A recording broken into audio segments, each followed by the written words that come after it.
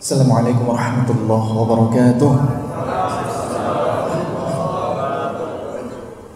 Alhamdulillahi wa kafa, wassalatu wassalamu ala rasulillahi mustafa wa ala alihi wa sahbihi wa man wafa. Rabbi syrah li sadri wa yassir li amri wahlul 'uqdatam min lisani yafqahu qawli. Alhamdulillah, puji syukur kita panjatkan kepada Allah. Malam hari ini Allah kumpulkan kita di majelis ilmu. Mudah-mudahan dengan begitu Allah mudahkan jalan kita menuju surga. Salat Isya kita takhirkan karena menurut pendapat sebagian ulama salah satu alasan bolehnya ditunda, ditakhirkan, apalagi salat Isya ini waktunya panjang, adalah dengan alasan talabul ilm atau untuk majelis ilmu. Salat dan salam kita panjatkan kepada Allah, semoga selalu Allah curahkan kepada Nabi kita Muhammad SAW. Mudah-mudahan kita bisa senantiasa bersolawat kepadanya, mengamalkan sunnah-sunnahnya agar terpilih di antara umatnya yang mendapatkan syafaat. Amin ya rabbal alamin.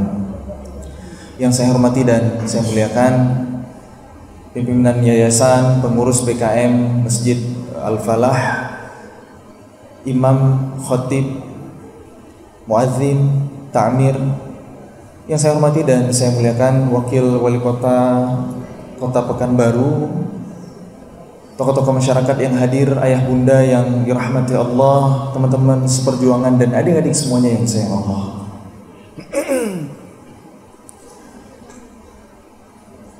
Alhamdulillah bi ni'matihi tatimmus shalihat. Kita harus banyak-banyak bersyukur kepada Allah. Allah izinkan kita berkumpul di majelis ilmu. Al-Quran adalah sumber tertinggi dari semua ilmu pengetahuan. Surah yang pertama Allah turunkan itu tema besarnya tentang ilmu, menandakan bahwa kedudukan ilmu dalam Islam, dalam Al-Quran itu luar biasa, sangatlah penting, sangatlah mulia. Allah berfirman, A'udzu billahi minasy syaithanir rajim. Bismillahirrahmanirrahim. Iqra' bismi rabbikal ladzi khalaq. Khalaqal insana min 'alaq. Iqra' wa rabbukal akram. Alladzi 'allama bil qalam. 'Allamal insana ma lam ya'lam. Aku berlindung kepada Allah dari godaan syaitan yang dirajam dengan nama Allah yang Maha Pengasih, Maha Penyayang. Bacalah dengan menyebut nama Tuhanmu yang telah menciptakan manusia dari segumpal darah. Bacalah dan Tuhanmu Maha Mulia yang mengajarkan manusia dengan perantara pena. Dia mengajarkan manusia apa-apa yang belum diketahui. Sadaqallah, Maha benar Allah. Al-Quran adalah mu'jizat. Tidaklah Allah menurunkan sebuah surah, sebuah ayat, bahkan setiap kata, setiap huruf sekalipun dari Al-Quran pasti ada mu'jizat yang agung, besar, luar biasa di balik itu semua. Dari rangkaian ayat yang saya lantunkan tadi, ulama itu menghitung terdapat 3 kata ilmu di sana. Ayat keempatnya, alladzi 'allama bil qalam 'allamal insana ma lam ya'lam. Ada 3 ya. Dari 3 kata ilmu ini terdapat 2 kata iqra, fi'il amar dari qara'a yang artinya bacalah, perintah untuk membaca. Kemudian terdapat 1 kata qalam yang artinya pena, alat untuk menulis. Maka wasilah ilmu itu adalah dengan membaca dan menulis. Porsinya 2:1. Iqra ini kan bermakna umum juga, bukan hanya membaca teks, bukan hanya membaca tulisan. Bahkan Rasulullah ketika ayat ini turun, yang diperintahkan baca oleh malaikat Jibril adalah apa yang ada di dalam hatinya, yaitu wahyu. Dan Iqra ini juga berlaku untuk ayat-ayat kauniyah, penelitian, observasi dan lain sebagainya. Jadi Iqra, 2 kali Iqra, 1 kali menulis, 2:1. Ikatlah ilmu dengan menulis, kata Imam Asy-Syafi'i. Jadi silakan dicatat di HP. Kalau enggak ditulis dengan pena, hari ini dengan media. Qalam itu juga artinya media ya. Ala kulli hal, intinya ayat-ayat yang pertama kali turun ini dari Al-Quran, tema besarnya adalah tentang ilmu, mendandakan kedudukan ilmu ini sangat penting, sangat mulia dalam Islam. Kemudian Suratul Fatihah yang kita baca setiap hari, yang merupakan kitab ummul Quran. Walaqad atainaka sab'an minal mathani wal Qur'anal azim. 7 yang berulang-ulang. Ternyata Allah juga menyelipkan pesan ilmu di dalamnya. Di ayat ke-6 Allah berfirman, Ihdinas siratal mustaqim. Tunjukilah kami jalan yang lurus. Itu doa kita. Apa itu siratal mustaqim? Jalannya siapa? Siratal ladzina an'amta 'alaihim, yaitu jalan orang-orang yang Engkau anugerahkan nikmat kepada mereka. Siapa mereka? Allah jelaskan di surah An-Nisa, minan nabiyyin was-siddiqin wasyuhada'i was-shalihin. Jalan mereka semua. Bagaimana keadaan mereka? Ulama menjelaskan siratal mustaqim itu adalah jalan orang-orang yang berilmu dan mengamalkan ilmunya. Itulah siratal mustaqim. Kemudian kita berlindung kepada Allah. Ghairil maghdubi 'alaihim, bukan jalan orang-orang yang Engkau marahi, yang Engkau murkai. Al-maghdubi 'alaihim, ghadab itu artinya marah. La taghdab walakal jannah. Jangan marah bagimu surga. Al-maghdubi 'alaihim ini umat, golongan, kaum yang dimarahi Allah, yang dimurkai Allah. Siapa mereka? Orang-orang Yahudi. Kenapa? Alasannya adalah karena mereka Allah berikan ilmu, tapi mereka enggan mengamalkannya.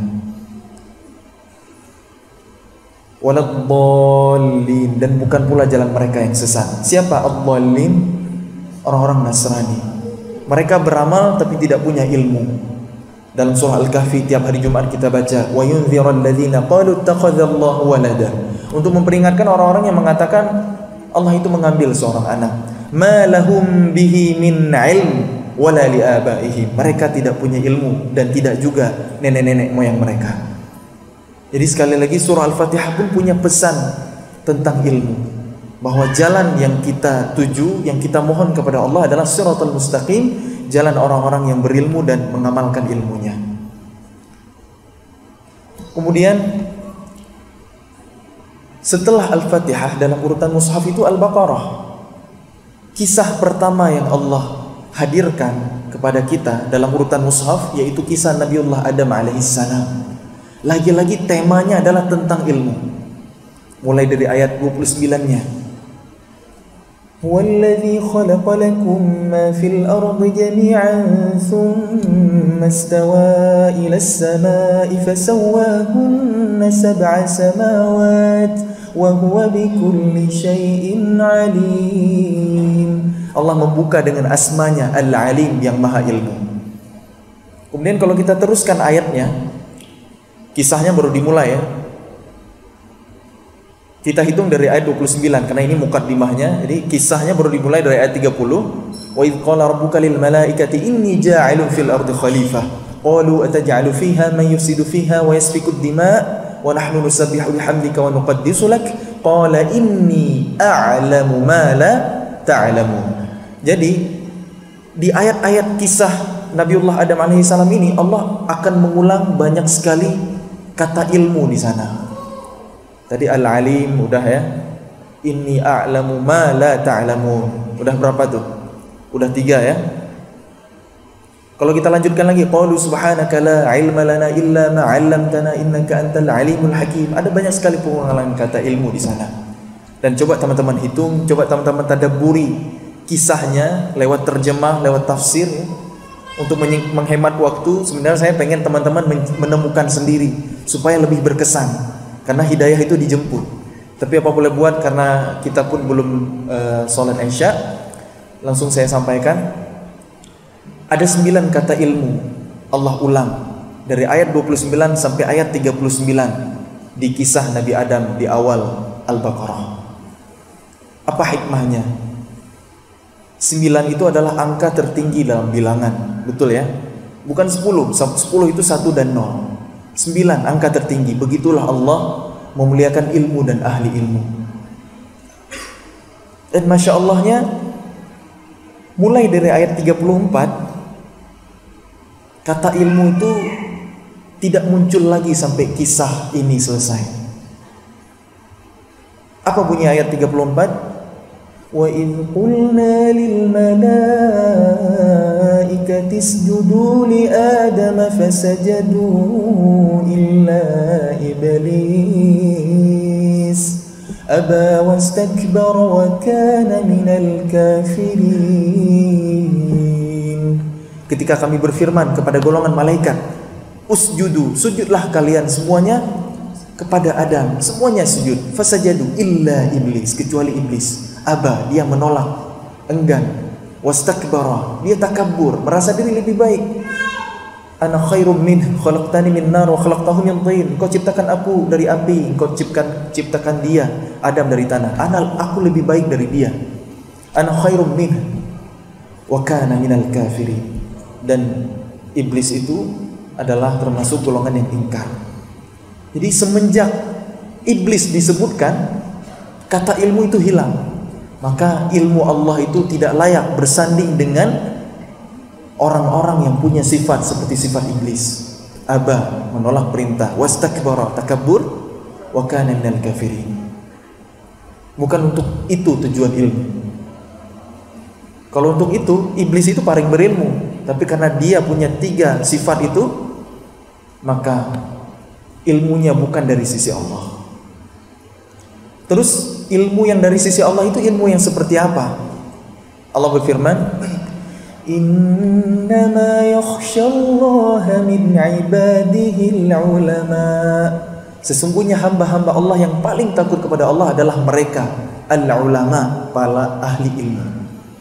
Jadi ilmu dari sisi Allah, ilmu yang benar adalah ilmu yang membuat kita makin takut kepada Allah.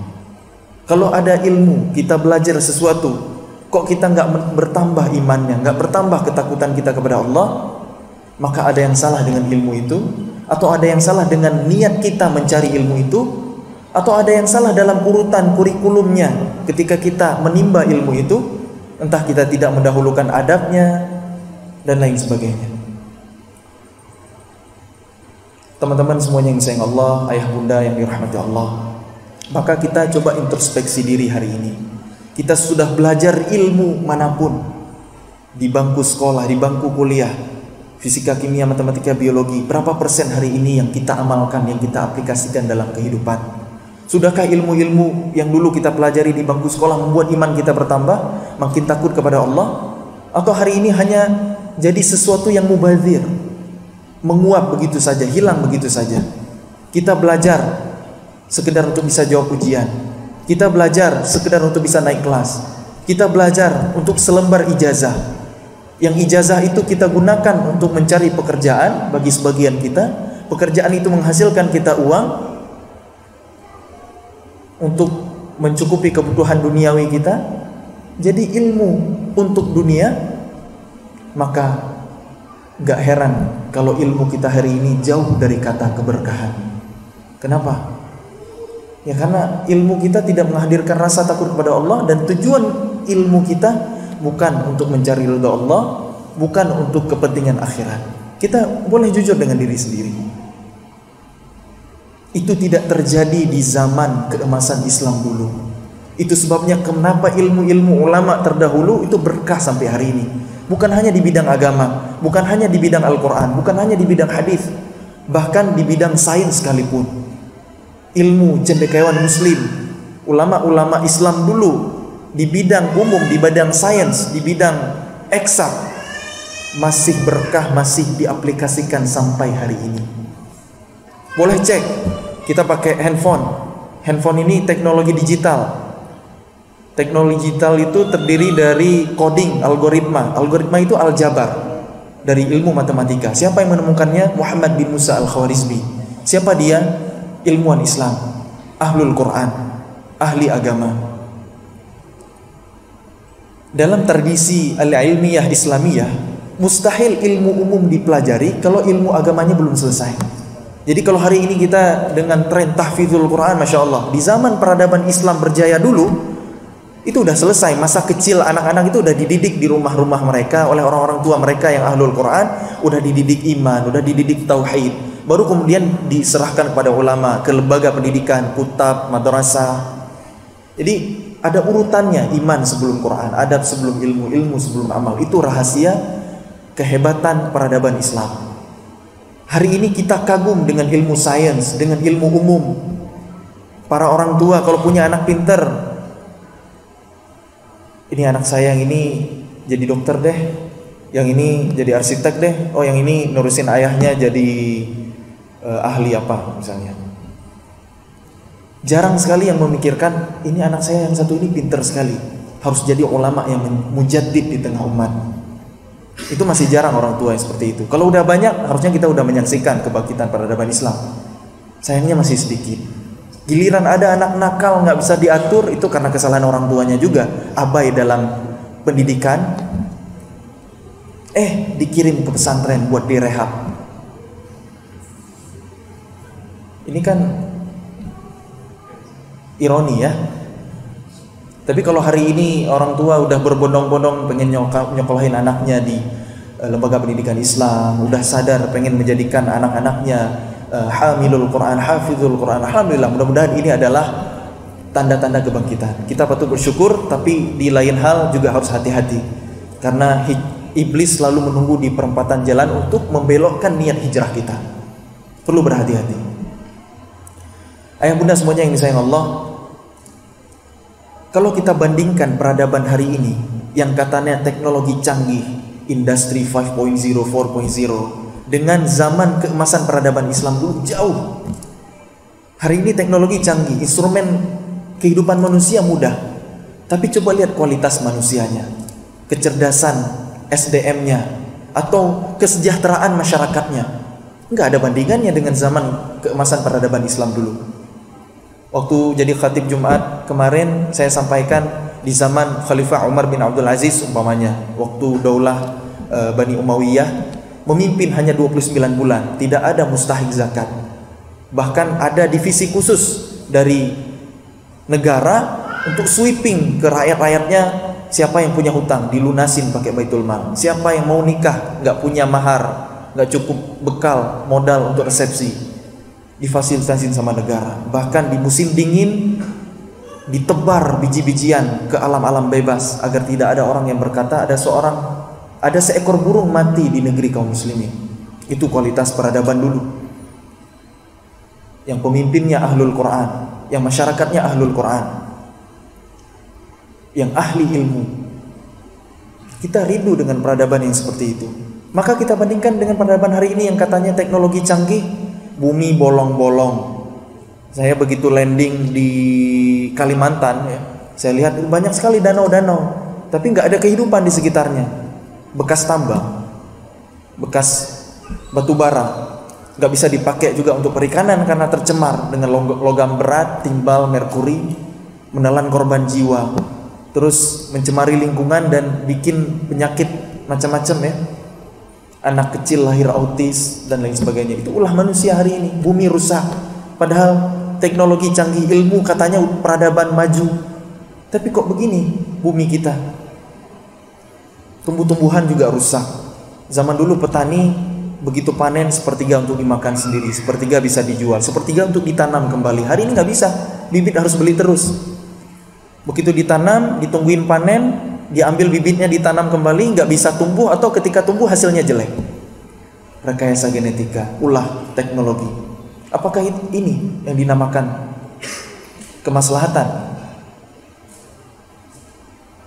Boleh cek statistik ke rumah-rumah sakit, lebih banyak mana persentase ibu-ibu yang melahirkan normal atau sesar.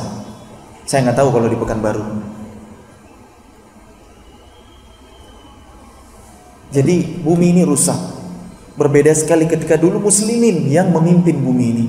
Allah berfirman dalam Al-Quran, وَلَا تُفْسِدُوا فِي الْأَرْضِ بَعْدَ إِصْلَاحِهَا. Janganlah kalian membuat kerusakan setelah bumi itu diperbaiki. Jadi dulu bumi ini makmur, sejahtera, berkah. di tangan kaum muslimin. Dan peradaban ilmu itu kiblatnya adalah kaum muslimin. Orang cerdas dulu itu beneran cerdas. Bukan bilang orang hari ini bodoh, enggak gitu. Tapi kita bandingkan kualitas kecerdasannya ya. Gelar tertinggi di akademis di peradaban keemasan Islam dulu adalah al-allamah. Ini kata mubalaghah untuk orang yang pintar sekali, yang menguasai banyak ilmu, multidisiplin ilmu dikuasai, dan pakar. Al-allamah. Ahli Quran iya, ahli hadis iya, ahli agama iya, ahli matematika, fisika, geografi, astronomi iya juga. Di satu orang bisa berkumpul. Tapi hari ini gelar tertinggi di akademis adalah profesor. Profesor hari ini hanya ahli di satu subbab ilmu. Betul ya? Tanpa mengurangi ta'zim kita kepada para profesor dengan sumbangsih keilmuan mereka untuk peradaban. Jadi itulah hari ini kita adalah produk sekularisme. Sadar atau nggak sadar? Yang pinter umum nggak ngerti agama, yang ngerti agama nggak pinter umum. Jarang beririsan. Tapi kalau zaman dulu itu bisa berkumpul di satu orang. Itulah berkahnya peradaban Islam. Kenapa? Karena mereka mendahulukan ilmu agama. Karena mereka mendahulukan Al-Quran.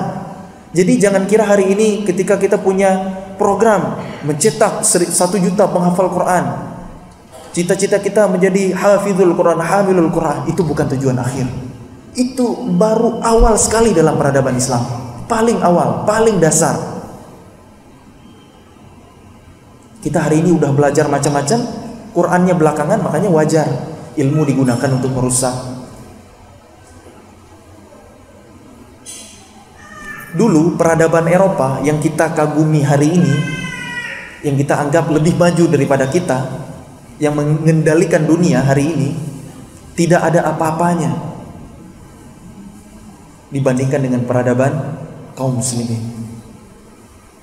Silakan googling. Orang Eropa sendiri yang mengatakan bahwa dari abad ke-6 sampai abad 15 mereka berada di fase Dark Ages, zaman kegelapan. Bukankah itu zaman kejayaan Islam? Rasulullah Allah utus abad ke-6 tahun 571 Masehi lahir. Dan Islam runtuh jatuh itu abad 15. Runtuhnya Andalusia itu akhir tahun 1400-an ya, 1492. Kenapa kaum muslimin jatuh?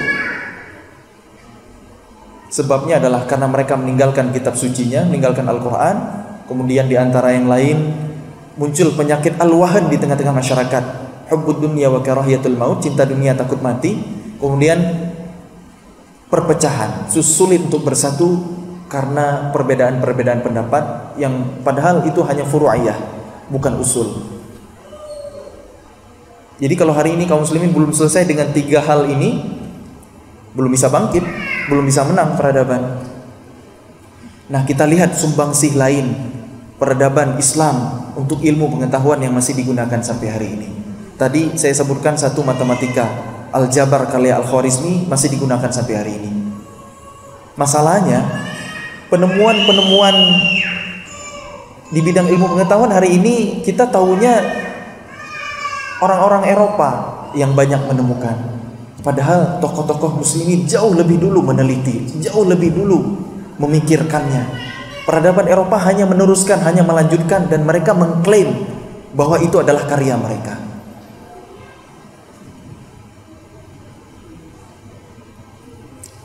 Kenapa ilmu pengetahuan dikembangkan dalam Islam? Apa tujuannya? Tadi ilmu yang benar untuk menghadirkan rasa takut kepada Allah. Maka ilmu selalu digunakan untuk memudahkan ibadah kepada Allah.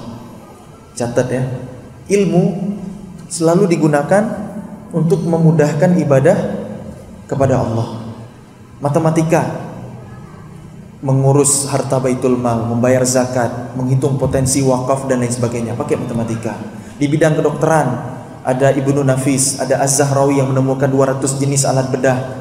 Orang kalau sakit ibadahnya terbatas, sholat gerakan gak bisa sempurna, gak bisa berjihad fisabilillah, gak bisa haji dan umrah. Maka orang sakit ini perlu diperhatikan sehingga ilmu kedokteran dikembangkan. Ilmu astronomi dengan rasi bintang bisa menunjukkan arah kiblat kalau lagi tersesat, jalan pulang. Itu untuk ibadah semuanya. Menuju ke Baitullah kalau mau berangkat haji. menghitung kalender Islam, kalender Hijriyah, kapan masuknya Ramadan dengan mengamati hilalnya, itu pakai ilmu falak, ilmu astronomi. Ada tokoh namanya Al-Battani. Dan semua ilmu pengetahuan selalu motivasi terbesar kaum muslimin adalah untuk memudahkan ibadah kepada Allah. Maka kalau hari ini kita belajar ilmu sekedar untuk dunia, maka wajar ilmu kita nggak berkah. Udah kita pelajari, hilang lagi, lupa lagi. Itu adalah sebuah kemubaziran yang luar biasa. Maka kita perlu istighfar untuk yang sudah lalu, maka perbaiki untuk yang akan datang. Jangan sampai kita salah urutan. Harusnya kita mendahulukan agama daripada yang lain. Ini kita udah belajar yang lain-lain, agama belakangan, Qur'annya terakhir. Maka jangan sampai lagi terulang ke generasi setelah kita. Kalau kita mau bangkit, kalau mau peradaban ini kembali Allah menangkan di muka bumi. Jemaah salat Maghrib dan Isya yang dirahmati Allah. Oleh karena itu, mari kita terus semangat kembali kepada Al-Quran. Karena peradaban hari ini dikuasai oleh orang-orang Yahudi semenjak runtuhnya Daulah Turki Utsmani tahun 1924. Umat Yahudi itu hanya bisa dikalahkan ketika kita dekat dengan Al-Quran. Bukan sekedar kita baca, bukan sekedar kita lantunkan dengan suara yang indah, bukan sekedar kita hafal, kita murajaah sampai mungkin lancar, tapi kita tidak memahami maknanya. Bukan untuk itu, bukan dengan itu. Tapi ketika kita dekat dengan Al-Quran dan benar-benar mengamalkannya dalam setiap segi kehidupan kita, di bidang pendidikannya, di bidang ekonominya, di bidang politiknya. Sulit untuk menjalankan syariat Islam kalau masyarakatnya belum siap dengan ilmu. Maka bangkitnya peradaban itu adalah dengan banyaknya ahli ilmu, dengan banyaknya ahlul Quran tersebar ke seluruh pelosok negeri. Insya Allah, maka mudah-mudahan kerja dakwah yang berjamaah ini bukan seorang diri. Mudah-mudahan Allah izinkan lewat tangan-tangan kita Islam ini akan bangkit kembali sesuai dengan janji Rasulullah, tanabbu Rasulullah dalam hadisnya yang sahih. Kita sudah melewati 4 fase zaman, satu lagi yang belum. Maka Islam pasti akan menang sebelum kiamat terjadi, sebelum Imam Al-Mahdi muncul, sebelum Dajjal datang. Maka ketika momentum itu tiba, mudah-mudahan kita turun andil dalam perjuangan. Kita berjuang fisabilillah, mulai dari menjadikan diri kita ahlul Quran, baru keluarga kita. Bukan orang lain dulu, diri sendiri dulu. Karena urutan kurikulum Al-Quran dari sejak turunnya, dari surah Al-Alaqnya sampai wahyu terakhir turun, itu yang pertama adalah memperbaiki pribadi, islah an-nafs. Yang kedua, sepertiga yang kedua adalah islah al-mujtama', memperbaiki masyarakat. Baru yang terakhir islah ad-daulah, memperbaiki peradaban atau di level kekuasaan pemerintahan negara. Itu urutannya. Kalau kita hari ini berjuang langsung di ekonomi, di politik, diawasi, diperangi. Tapi kalau kita bergerak di pendidikan, kita cetak kader-kader ahlul Quran sebanyak mungkin yang faham Al-Quran, yang kelak kita prioritaskan untuk menjadi ulama sebelum menjadi yang lain-lain, karena yang lain-lain juga dibutuhkan untuk peradaban tentunya. Maka insya Allah mudah-mudahan Islam ini akan bangkit. Amin ya rabbal alamin. Wallahu a'lam bishawab. Barakallahu fikum. Yang benar dari Allah, yang salah dari kebodohan saya semoga Allah ampuni. Mudah-mudahan Allah tunjuki kita semua kepada pemahaman yang paling dekat dengan kebenaran. Mari kita lanjutkan dengan salat Isya berjamaah. Subhanakallahumma wa bihamdik, asyhadu an la ilaha illa ant, astaghfiruka wa atubu ilaik. Wassalamualaikum warahmatullahi wabarakatuh.